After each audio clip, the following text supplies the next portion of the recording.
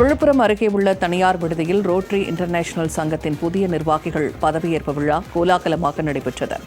இதில் புதிய ஆளுநராக வைத்தியநாதனும் தலைவராக நவீன் பாலாஜியும் பொறுப்பேற்றுக் கொண்டனர். இந்த விழாவின் சிறப்பம்சமாக அழிந்து வரும் சிட்டுக்குருவி இனத்தை பாதுகாக்கும் உன்னத நோக்கில் 400 சிட்டுக்குருவிகள் கூண்டுகள் இலவசமாக வழங்கப்பட்டன. மேலும் சுற்றுச்சூழல் விழிப்புணர்வை ஏற்படுத்தும் வகையில் விழாவில் பங்கேற்ற அனைவருக்கும் வாகை மர விதைகள், மலர் மற்றும் காய்கறி விதைகள் ஆகியவை வழங்கப்பட்டன. இப்போ இருக்கிற மாடர்னைசேஷனால அந்த குருவிகள்லாம் அழிஞ்சிட்டு போயிட்டே இருக்கு. அப்போ அதுக்கு ஒரு சரியான வீடு அமையாம நிறைய இனம் அணைஞ்சிட்டு இருக்கு. அதுக்காக தான் குருவி கூண்டை செயற்கையாக செஞ்சு அவங்கவுங்க வீட்டில் அதை வாசலில் ஃபிக்ஸ் பண்ணுறாங்க. இது டெஃபினட்டாக ஒரு நல்ல இம்பாக்ட் பண்ணுது. அந்த குருவி இனப்பெருக்கம் கண்டிப்பாக ஜாஸ்தி ஆகுது.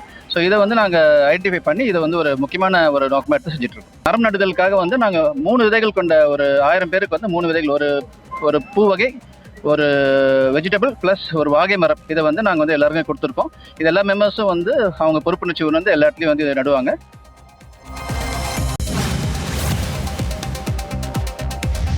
பாஸ்போர்ட் பெறுவதற்கான கட்டண உயர்வு நடைமுறை இன்று முதல் அமலுக்கு வந்துள்ளது. மத்திய வெளியுறவு அமைச்சகத்தின் புதிய அறிவிப்பின்படி பொதுமக்கள் பொதுவாக பயன்படுத்தும் 36 பக்கங்கள் கொண்ட சாதாரண பாஸ்போர்ட்டுக்கான கட்டணம் 1500 ரூபாயிலிருந்து 2500 ரூபாயாக அதிகரிக்கப்பட்டுள்ளது. அதேபோல் அவசர தேவைகளுக்காக விண்ணப்பிக்கப்படும் தட்கல் பாஸ்போர்ட் கட்டணம் 3500 ரூபாயிலிருந்து 5000 ரூபாயாக உயர்த்தப்பட்டுள்ளது. இந்த கட்டண உயர்வு இன்று முதல் அமலுக்கு வந்துள்ளது.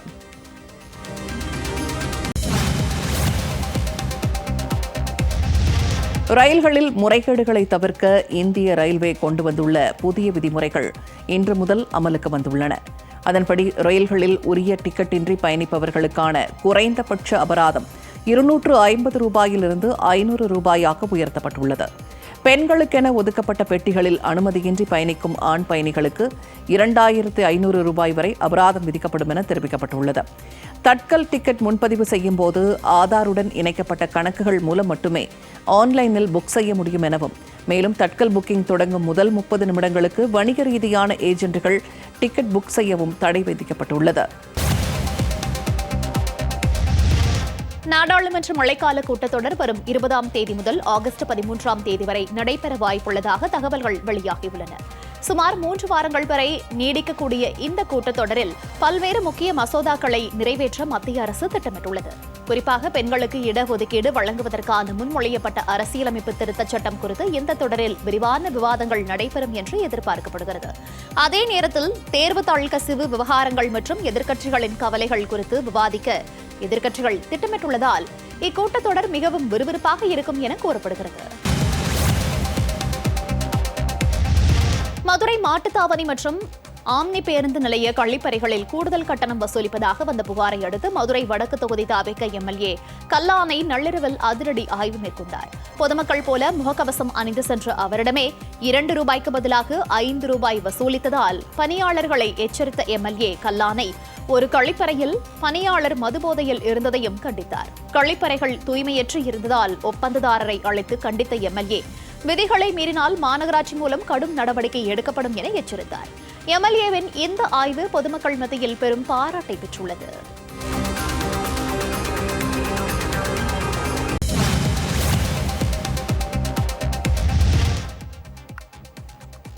புதுக்கோட்டை அறந்தாங்கி வாரச்சந்தை பகுதியில் அடிப்படை வசதிகளை ஏற்படுத்தி தரக்கோரிய வழக்கில் 3 மாதங்களுக்குள் நடவடிக்கை எடுக்க ஆட்சியருக்கு மதுரை அமர்வு உத்தரவிட்டுள்ளது. அறந்தாங்கி சந்தை பகுதியில் கழிப்பறை, குடிநீர், மின் இணைப்பு, மின் வழக்கு உள்ளிட்ட அடிப்படை வசதிகளை ஏற்படுத்தி தரக்கோரி செந்தில் என்பவர் உயர்நீதிமன்ற மதுரை அமர்வில் மனு தாக்கல் செய்திருந்தார். இந்த வழக்கினை விசாரித்த நீதிபதிகள் அமர்வு மனுதாரரின் மனுவை புதுக்கோட்டை மாவட்ட ஆட்சியர் பரிசீலித்து உத்தரவு நகல் கிடைத்ததில் இருந்து 3 மாதங்களுக்குள் நடவடிக்கையை எடுக்க உத்தரவிட்டு வழக்கை முடித்துவிட்டார்.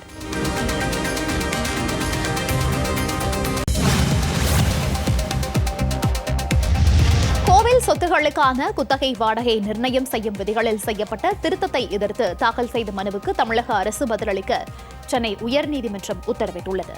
கோவில்களின் சொத்துக்களுக்கு வாடகை நிர்ணயிப்பதில் விதிகளை திருத்தம் செய்து அறநிலையத்துறை 2 அரசாணைகளை வெளியிட்டது. இந்த அரசாணைகளை ரத்து செய்யக்கோரி TR ரமேஷ் என்பவர் உயர்நீதிமன்றத்தில் தாக்கல் செய்த மனுவில் புதிய விதிகளில் கோவில் வருவாயை பாதிப்பதோடு சட்டத்திற்கும் அரசியலமைப்புக்கும் எதிரானது என மனுவில் குறிப்பிடப்பட்டிருந்தது. மனுவை விசாரித்த தலைமை நீதிபதி SA தர்மாதிகாரி நீதிபதி G அருள்முருகன் ஆகியோர் அடங்கிய அமர்வு இதுகுறித்து 4 வாரங்களுக்குள் தமிழக அரசும் அறநிலையத்துறையும் பதிலளிக்க உத்தரவிட்டு விசாரணையை ஒத்திவைத்துள்ளனர்.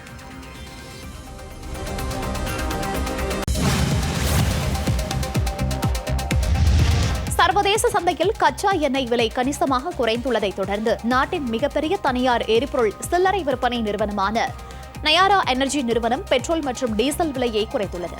அதன்படி நாடு முழுவதும் உள்ள நயாரா எனர்ஜி எரிபொருள் நிலையங்களில் பெட்ரோல் விலை லிட்டருக்கு 5 ரூபாயும் டீசல் விலை லிட்டருக்கு 3 ரூபாயும் குறைக்கப்பட்டுள்ளது. கடந்த 2 ஆண்டுகளில் இந்தியாவில் எரிபொருள் விலை குறைக்கப்பட்டிருப்பது இதுவே முதல் முறையாகும்.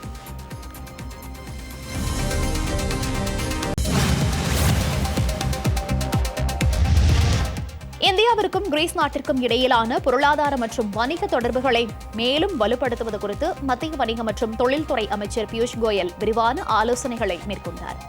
கிரீஸ் நாட்டுக்கு உயர்நிலை வணிக குழுவுடன் பயணம் மேற்கொண்டுள்ள அவர் அங்குள்ள முக்கிய அமைச்சர்களை சந்தித்து பேசினார். கிரீஸ் நாட்டின் பொருளாதார மற்றும் நிதித்துறை அமைச்சர் பிரியாகோகஸை சந்தித்த அவர் பியூஷ் கோயல் நிதிச்சேவைகளை ஃபின்டெக் டிஜிட்டல் பண பரிவர்த்தனைகள் மற்றும் வளர்ந்து வரும் நவீன தொழில்நுட்ப துறையில் இரு நாடுகளும் இணைந்து செயல்படுவது குறித்து ஆலோசனை மேற்கொண்டனர். கன்னியாகுமரி மாவட்ட கடல் பகுதிகளில் திடீரென பலத்த சூறைக்காற்று வீசியதால் மீனவர்கள் அவசரமாக கரைக்கு திரும்பினர். கன்னியாகுமரி மாவட்ட கடல் பகுதிகளில் மணிக்கு 50 முதல் 60 கிலோமீட்டர் வேகத்தில் பலத்த சூறைக்காற்று வீசக்கூடும் என இந்திய வானிலை ஆய்வு மையம் எச்சரித்திருந்தது. இதனால் பாதுகாப்பை கருதி நடுக்கடலில் மீன்பிடித்துக் கொண்டிருந்த மீனவர்கள் அவசரமாக கரைக்கு திரும்பினர். மேலும் ஆழ்கடல் மற்றும் நாட்டுப்படகு மீனவர்கள் கடலுக்கு செல்ல வேண்டாம் எனவும் அறிவுறுத்தப்பட்டுள்ளது.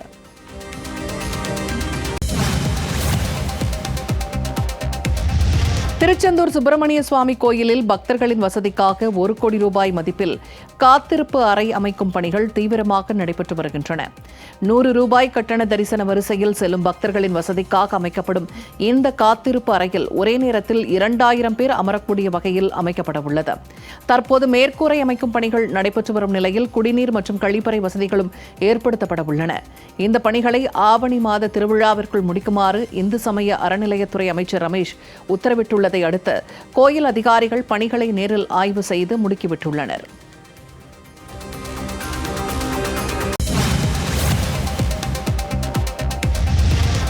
மத்திய நேரடி வரிகள் வாரியத்தின் தலைவராக பணியாற்றி வரும் ரவி அகர்வாலின் பதவிக்காலத்தை மேலும் 6 மாதங்களுக்கு நீட்டித்து மத்திய அரசு உத்தரவிட்டுள்ளது. இந்திய வருவாய் பணி மூத்த அதிகாரியான ரவி அகர்வால் 2024ஆம் ஆண்டு ஜூலை மாதம் தலைவராக பொறுப்பேற்றார்.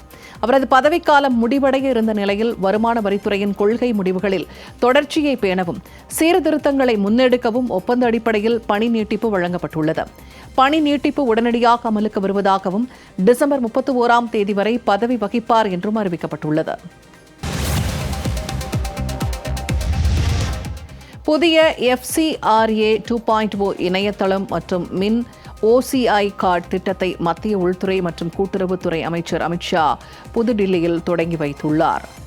அப்போது பேசிய அவர் வெளிநாட்டு நிதி பங்களிப்பு ஒழுங்குமுறை சட்டத்தின் கீழ் இயங்கும் சுமார் 14,500 அமைப்புகளுக்கு இந்த புதிய இணையதளம் பெரும் உதவியாக இருக்கும் என்றும் இதன் மூலம் ஆவணங்களை நேரடியாக சமர்ப்பிக்கும் நடைமுறை ஒழிக்கப்பட்டு வெளிநாட்டு நிதி உதவிகள் வெளிப்படைத்தன்மையுடன் கண்காணிக்கப்படும் என்றும் தெரிவித்தார். மேலும் உலகெங்கும் உள்ள 50 லட்சத்திற்கும் அதிகமான இந்திய வம்சாவளியினருக்கு மின் OCI கார்டு திட்டம் புதிய வசதியை தரும் என்று கூறினார். மகாத்மா காந்தி தேசிய ஊரக வேலை உறுதி சட்டத்திற்கு மாற்றாக கொண்டுவரப்பட்ட வளர்ச்சியடைந்த பாரதம் ஊரக வேலை மற்றும் வாழ்வாதார திட்டம் இன்று நாடு முழுவதும் அமலுக்கு வந்துள்ளது. புதிய சட்டப்படி 100 நாள் வேலைவாய்ப்பு 125 நாளாக உயர்த்தப்பட்டுள்ள நிலையில் அதற்கான தேசிய சராசரி ஊதியமும் 327 ரூபாய் 40 காசுகளாக உயர்த்தப்பட்டுள்ளது. குறைந்தபட்ச ஊதியமாக 300 ரூபாய் நிர்ணயிக்கப்பட்டுள்ளது. இதற்காக மாநிலங்களுக்கு 95,692 கோடி ரூபாய் இடைக்கால நிதி ஒதுக்கீடு செய்யப்பட்டுள்ளது. இதன் மூலம் 2 ஆண்டுகள் MGNRE திட்டம் முடிவுக்கு வந்தது. விருதுநகர் மாவட்டம் ஸ்ரீவில்லிபுத்தூர் அருகே மணல் திருட்டை தடுக்க சென்ற சட்டமன்ற உறுப்பினரை மிரட்டிய விவகாரத்தில் தலைமறைவாக இருந்த திமுக சேர்மேனின் கணவரை போலீசார் கைது செய்தனர். மம்சாபுரம் வாழைக்குளம் கான்மாயில் அனுமதியின்றி மணல் அள்ளப்படுவதை தடுக்க சென்ற தாவேக சட்டமன்ற உறுப்பினர் கார்த்திக்கிற்கு கொலை மிரட்டல் விடுக்கப்பட்டது. எம்எல்ஏவை ஒருமையில் பேசி மிரட்டிய மம்சாபுரம் திமுக பேரூராட்சி தலைவர் சுஜிதா மேரியின் கணவர் தங்கமாங்கனி மற்றும் குட்டி என்ற ராஜேந்திரன் உட்பட 3 பேர் மீது மம்சாபுரம் போலீசார் வழக்கு பதிவு செய்தனர். இதையடுத்து தலைமறைவாக இருந்த திமுக சேர்மேனின் கணவர் தங்கமாங்கனியை தனிப்படை போலீசார் கேரள மாநிலம் கொச்சியில் வைத்து கைது செய்தனர்.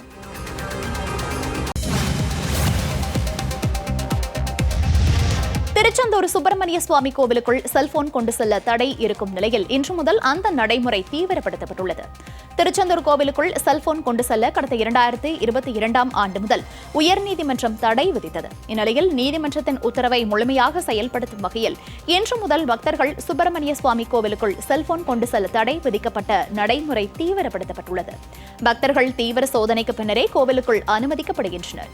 இந்நிலையில் பணியில் கோவில் பணியாளர்கள் மற்றும் காவலர்கள் பாதுகாப்பு பணியில் ஈடுபட்டு வருகின்றனர். தடையை மீறி பக்தர்கள் கோவிலுக்குள் செல்போன் கொண்டு சென்றால் அவை பறிமுதல் செய்யப்படும் என கோவில் நிர்வாகம் அறிவித்துள்ளது.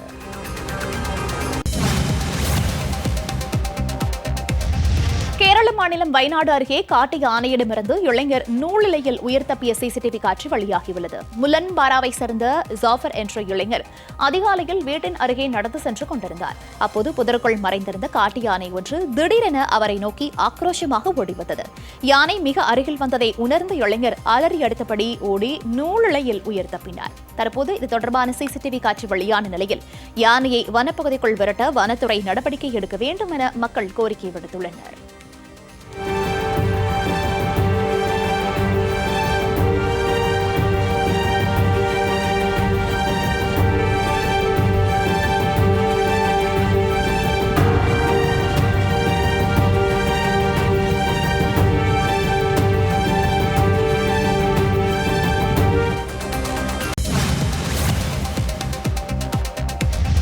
புதுச்சேரியில் நடைபெற்ற தேசிய அளவிலான சிலம்ப போட்டியில் பதக்கங்கள் வென்று சாதனை படைத்த காஞ்சிபுரத்தை சேர்ந்த பள்ளி மாணாக்கர்களை உத்திரமேரூர் எம்எல்ஏ முனிரத்னம் கோப்பைகள் வழங்கி பாராட்டினார். ஏகனாம்பேட்டை அருகே உள்ள புதுப்பேட்டை கிராமத்தை சேர்ந்த 10 மாணவர்கள் புதுச்சேரியில் நடைபெற்ற போட்டியில் பங்கேற்று 7 வெள்ளிப் பதக்கங்களும் 3 வெண்கலப் பதக்கங்களும் வென்றனர். இதையடுத்து நடைபெற்ற பாராட்டு விழாவில் எம்எல்ஏ கேக் வெட்டி கோப்பைகள் மற்றும் சான்றிதழ்களை வழங்கி மாணாக்கர்களை ஊக்குவித்தார். முதலமைச்சர் விஜய் குறித்து அவதூறாக பேசியதாக பதிவு செய்யப்பட்ட வழக்கில் திருச்செந்தூர் தொகுதி திமுக எம்எல்ஏ அனிதா ராதாகிருஷ்ணன் முன் ஜாமீன் கோரி சென்னை உயர்நீதிமன்றத்தில் மனு தாக்கல் செய்துள்ளார். திருச்செந்தூரை அடுத்த ஆத்தூரில் மறைந்த முன்னாள் முதலமைச்சர் கருணாநிதி பிறந்தநாள் விழா நிகழ்ச்சியின் போது முதலமைச்சர் விஜய் குறித்து ஒருமையிலும் அவதூறாகவும் பேசியதாக கூறப்படுகிறது. இது தொடர்பாக தாவேகாவினர் அளித்த புகாரின் அடிப்படையில் அனிதா ராதாகிருஷ்ணன் மீது வழக்கு பதிவு செய்யப்பட்டது. இந்த வழக்கில் முன்ஜாமீன் கோரி அனிதா ராதாகிருஷ்ணன் சென்னை உயர்நீதிமன்றத்தில் மனு தாக்கல் செய்திருக்கிறார். இந்த மனு எம்பி எம்எல்ஏக்களுக்கான எதிராக வழக்குகளை விசாரிக்கும் நீதிபதி ஜி.கே. இளந்திரையன் முன்பு விரைவில் விசாரணைக்கு வரும் என்று எதிர்பார்க்கப்படுகிறது.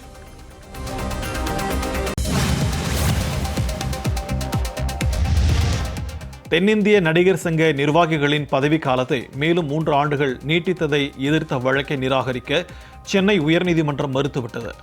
தென்னிந்திய நடிகர் சங்க சட்ட விதிகளின்படி 3 ஆண்டுகளுக்கு ஒருமுறை தேர்தல் நடத்தப்பட வேண்டும்.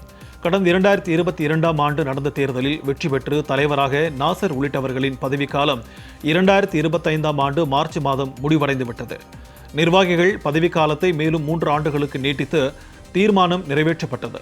இந்த தீர்மானம் செல்லாது என்று அறிவிக்க கோரியும் தற்போதைய நிர்வாக குழுவினர் முடிவுகளை எடுக்க தடை விதிக்க கோரியும் வழக்கு தொடரப்பட்டது. இதனை எதிர்த்து சங்கத்தின் சார்பில் மனு தாக்கல் செய்யப்பட்டது. இந்த மனு நீதிபதி மரியா கிளாட் முன்பு விசாரணைக்கு வந்தது. அப்போது வழக்கை நிராகரிக்க மறுத்து சங்கத்தினர் தாக்கல் செய்த மனுவை தள்ளுபடி செய்து உத்தரவிட்டார்.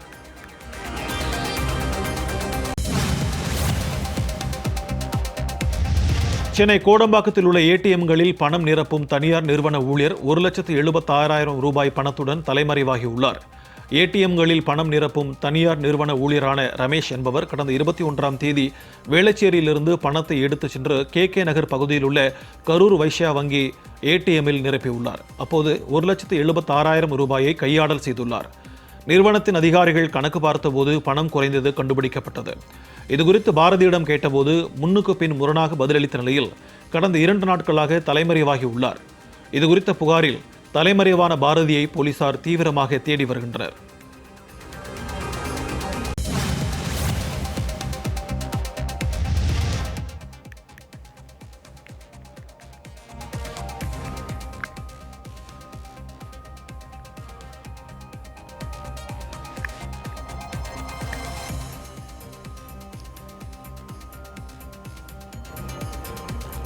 புதுச்சேரி கடற்கரை சாலை காந்தி திடல் அருகே உள்ள 190 ஆண்டுகள் பழமையான பிரெஞ்சு காலத்து கலங்கரை விளக்கம் தற்போது பொதுமக்களின் பார்வைக்காக திறக்கப்பட்டுள்ளது.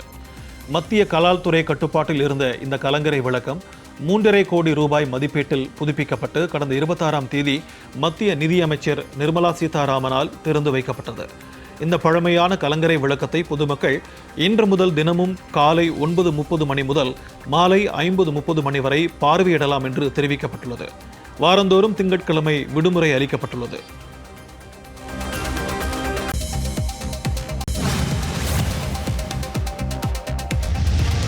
அதிமுகவிலிருந்து விலகுவதாக முன்னாள் அமைச்சர் MSM ஆனந்தன் விலகுவதாக அறிவித்துள்ளார். அதிமுக பொதுச் செயலாளர் எடப்பாடி பழனிசாமி தலைமையிலான கட்சி நிர்வாகத்தின் மீது அதிருப்தி தெரிவித்து தனது விலகல் கடிதத்தை அவர் வெளியிட்டுள்ளார். அதில் அம்மா மறைவுக்கு பிறகு தொடர்ந்து துரோகங்களையே சந்தித்து வந்துள்ளதாகவும், எங்களை வளர்த்த கழகம் கண்முன்னே கரைகிறது, அதனை தடுக்க தலைமை விரும்பவில்லை என்றும் குறிப்பிட்டுள்ளார். மேலும் எதிர்கருத்து சொல்பவர்களை எல்லாம் துரோகி பட்டம் கட்ட ஒரு சுயநல கூட்டம் உள்ளதாக தெரிவித்துள்ளார். சென்னை தலைமைச் செயலகத்தில் தமிழக முதலமைச்சர் ஜோசப் விஜயை இலங்கைக்கான இந்திய துணை தூதர் கேதீஸ்வரன் கணேசன் மரியாதை நிமித்தமாக சந்தித்தார். இந்த சந்திப்பின் போது இலங்கை இராணுவத்தினரால் தமிழக மீனவர்கள் கைது செய்யப்படுதல் மற்றும் பாதிக்கப்படுதல் தொடர்பான பிரச்சனைகள் குறித்து விவாதிக்கப்பட்டதாக தகவல் வெளியாகியுள்ளது.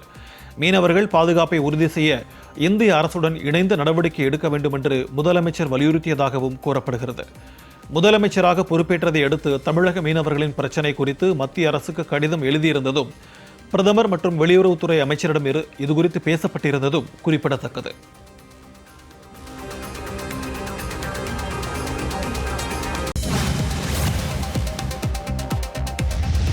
பதினாறு வயதினிலே அன்னக்கிளி உள்ளிட்ட 134 படங்களின் பாடல்களுக்கு இளையராஜா உரிமை கோர முடியாது என்று டெல்லி உயர்நீதிமன்றம் உத்தரவிட்டது.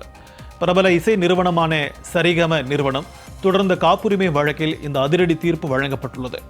இளையராஜா சார்பில் மூத்த வழக்கறிஞர் சுவாதி சுகுமார், வழக்கறிஞர்கள் நவீன் நாகார்ஜுனா, ஸ்லோகா நாராயணன், ரித்திக் ரகுவன்ஷி, ரிஷிகா அகர்வால் மற்றும் அன்ஷு துளசியன் ஆகியோர் ஆஜராகி வாதாடினர்.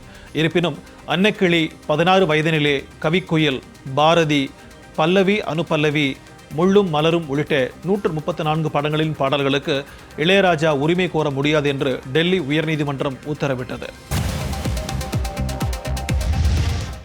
சட்டமன்ற தேர்தலுக்கு பிறகு கட்சியின் அமைப்பு மற்றும் நிர்வாக கட்டமைப்பில் மாற்றங்களை மேற்கொள்ளும் நடவடிக்கையின் ஒரு பகுதியாக திமுக தலைவர் மு.க.ஸ்டாலின் மறுசீரமைப்பு குழு நிர்வாகிகளுடன் நாளை ஆலோசனை நடத்துகிறார். முன்னாள் அமைச்சர்கள் தங்கம் தென்னரசு, கீதா ஜீவன், சக்கரபாணி மற்றும் பரந்தாமன் உள்ளிட்ட 9 பேர் கொண்ட மறுசீரமைப்பு குழு தலைமை கழக நிர்வாகிகள் முதல் கிளை கழக மற்றும் சார்பு அணிகள் வரை கட்சியின் கட்டமைப்பை ஆய்வு செய்து மாற்றங்கள் குறித்து பரிந்துரைகள் அளிக்க அமைக்கப்பட்டுள்ளது. இந்த குழு தனது அறிக்கையை ஆகஸ்ட் முதல் வாரத்தில் சமர்ப்பிக்க வேண்டும் என்று கட்சி தலைமை அறிவுறுத்தியுள்ளது. இதன் தொடர்ச்சியாக நடைபெறும் நாளைய ஆலோசனை கூட்டம் முக்கியத்துவம் வாய்ந்ததாக கருதப்படுகிறது.